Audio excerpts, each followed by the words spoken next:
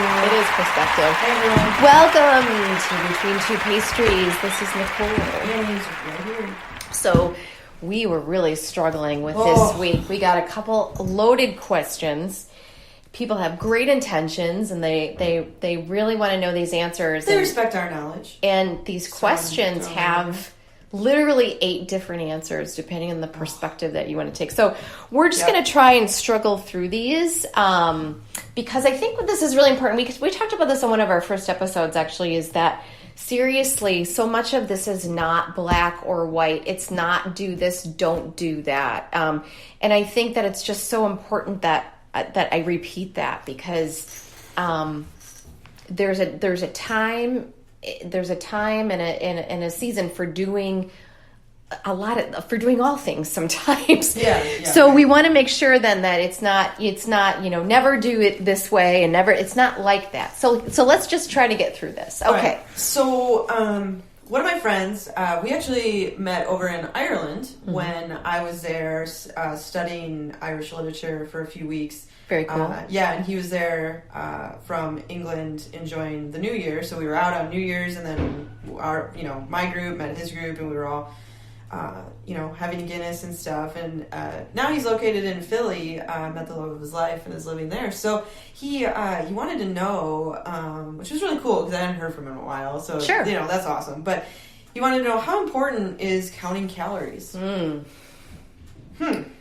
So great question. By the way. I love that he's thinking, and I think other people have this question. Sure. Without even asking it, they have this question, and it's to us, I feel like it's a very loaded thing. Yeah. Because there are so many ways you can look at this. There are so many ways. So I think it's always asking the whys. Okay, so why do we want to count calories? So some people count calories because they want to lose weight. Yeah.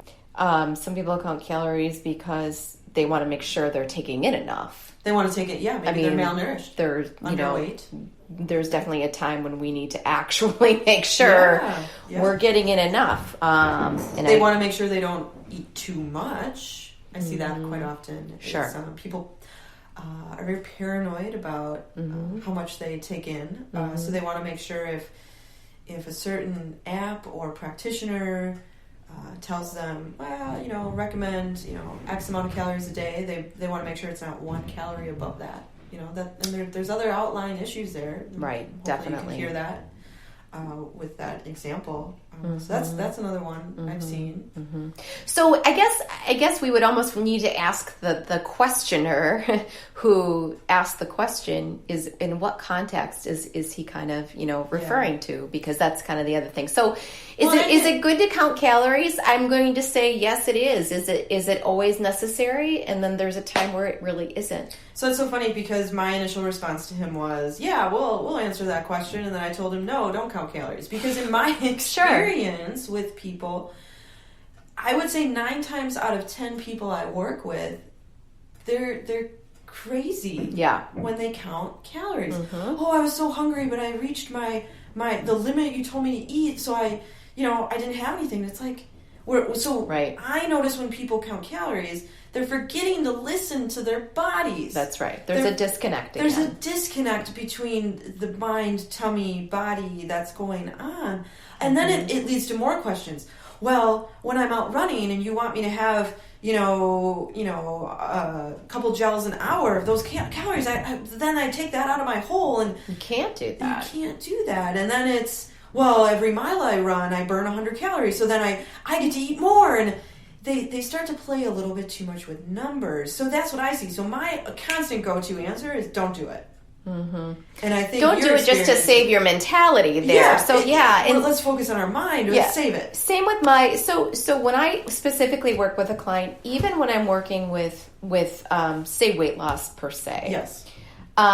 When I work with someone, I really remove numbers. I know what's going on, and when we kind of set up an agreed sort of fashion of eating or how we're going to go about, I have a good idea of roughly what they're going to be taking in. So because obviously some of your clients, some of my clients will listen, and they know what we're talking about. For people who who have not sat down with a dietitian or just assume that, it's like MyFitnessPal and it's not. Mm-hmm. What does that look like? So you're telling me that I come in and I see you and you're going to tell me, for breakfast, I want you to eat X, Y, and Z. And for lunch, I want you to eat X, Y, and Z. Does it look like that or is it different?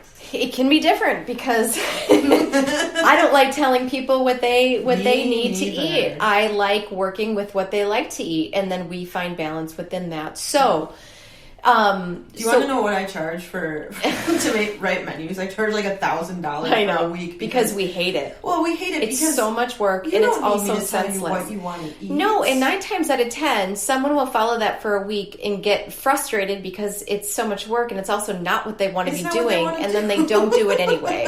Which is the whole point. Can we please bypass this whole stage and save us each a lot of energy and start just working together with what it is that you really do want to eat? Because guess what? You can eat it. Right. You can. Anyway, so getting back to the whole calorie thing. So I know when I'm working with my clientele, I really teach them in connecting with their body. So when we talk about this, even if someone will walk away and we'll have a 2-week phone follow-up even, and they'll say, oh my gosh, I feel like I'm not hungry. Well, that's great.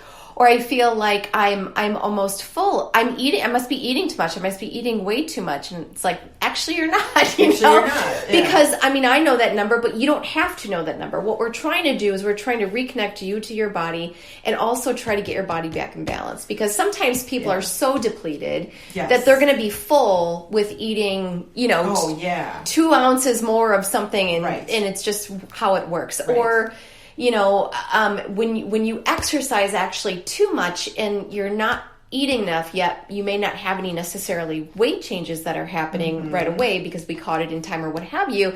When they're actually fueling appropriately, they go through a stage feeling like, oh, I feel like I'm eating too much, but then all of a sudden they go, oh my gosh, I don't hurt anymore after workouts. I have way too much. I have so much energy now. I don't fall asleep. I don't need something at 2:00 anymore because I don't need caffeine anymore or all these other things. So I'm not quite sure if we actually answered that question. Sure. But what you said was great. I think it's trying to take the number away. That's what I'm trying to say. Yeah. Is instead of focusing on the number, it's if you really want to monitor the number, also monitor how you're physically doing with that number. Yes. Because even if someone randomly says you need X, and then you're working with X but going, I am literally starving all day. Well, that tells us you actually need more than X. Well, that's exactly. And so let's pick on Brian, my husband, right? He's not here, but we can pick on him. Hey, Bri. So Brian has struggled with this since I met him, where like I'll cook dinner or he eats breakfast, lunch, or whatever, and he's starving after, and I'm like, what the hell? What am I doing wrong? Like, okay, let's go double portions. Let's increase intake, and you start to reevaluate, and the real issue, and hopefully he's okay with me saying this, was really he wasn't fueling around his workout appropriately. Yes, exactly. And being his wife... And the timing of his intake, even outside of that. Correct. Mm-hmm. And he would listen to me, but I actually, he would come and see Nicole, and he's learned really that, like, the calorie, it's not a bad thing, and B, calories are, at the right timing... You can eat so much more, and so much more. That's the thing, And I think majority of people, because they see calories as a very negative thing, because that's what we've done in society. We're going to tell you at Panera and McDonald's and restaurants how many calories are in things, so you can watch it. So we've really yellow and red lighted so many things, especially the calorie and macronutrients as well, that now it has such a negative connotation to it. Sure. We think that we're overeating all the time. When really, majority of the clientele I work with, and I think I would assume what you work with, including athletes and weight management clients, they're under-eating more than what they know. And or they're under-eating and everything's at the wrong time, that what they need to do is move things around, they can start to eat more, or if they're eating the same amount, now it's starting to have an effect on their body. Right. So do you calorie count? It has to come from a good place, and you really have to be in tune with your body and your mind. Is this coming from a place of positivity and love for my body? Right. If I'm calorie counting because I want to... because I don't like myself and therefore feel I need to shrink myself, or I have poor body image, or someone told me I have to and I don't really want to, and I'm not in tune with my hunger cues, it's probably not going to help you. You know, it'll continue to feed the disorder and the the potential confusion, shame, and all those things that we don't want for people. So when we work with people, you're right, we may do some calorie counting. Mm-hmm. I really try to, being an online source, I try not to have people calorie count. Yeah, definitely. I just don't feel that it helps them. I think it only hinders and makes them so much more crazier about things. But like we said, there's also a time where we actually have to have people do certain things though too, especially 100%. When I'm working with kids and kids and athletes. Yes. What about the kids being athletes is a really tough situation. Hard. It's so hard. Yeah. Some people who are type A though they thrive on knowing those numbers. Sure. So it's really getting to know to eat breakfast, right? So they grab something on the go or they skip breakfast. Lunch is so quick now, 20 minutes. Right. Maybe a half an hour at some schools. And then they have practice right after school. They generally don't eat a snack. Some do. Mm-hmm. And then dinner's at 7 o'clock at night. Yeah. I mean, it's just, it's leading to a lot of issues, injuries, and so, I mean, that's a whole nother conversation. It is. Sometimes it is helpful for the parent who feeds them or the athlete child themselves to know that calorie amount, especially if we can assess if there's disordered eating or disordered thought processes there. But it's using it as a tool, correct, and not a standard, a crutch, this is a gold bar. Yeah, it's a tool in which we're utilizing. It's fluid. Mm-hmm. It can be over and under and all. It really honestly can. It's really disheartening when I had a couple high schoolers. They were telling me how they had to log for their health class for a couple weeks what they're eating, and the app they were using told them, "Oh, be careful, you're over your sugar amount." I'm like, "Oh, okay. Well, what is sugar amount?" And that one is messed up too, and we have to talk about that too at some point. Yeah, I mean, because they're including sugars and fruits too, so that's also incredibly frustrating. Ooh, that's a great topic. So there is an issue in really, really looking at that. Yeah, and that's of course the overall app counting calories, and then from there counting all those micros and macros and stuff, and giving you direction on that. And that's really disheartening. And it was for these kids who were like, I feel really bad then. It makes me feel bad that my phone told me I was doing something wrong. Oh, of course. And I was like, right. You don't have to listen to it. Well, that's the thing. And so who are we handing power over to? Yeah. We're handing power over to a device. Right. Or we're handing power over to a scale, or we're handing power over to some sort of external thing, versus, again, aligning with self and saying, wait a minute. Connecting with your body, or being in tune with, I am hungry, therefore I eat. Right. I am full, therefore I stop. Right. Now, that is a little different for athletes, right? It's very different for athletes. Different conversation. Athletes, part of their job is to eat.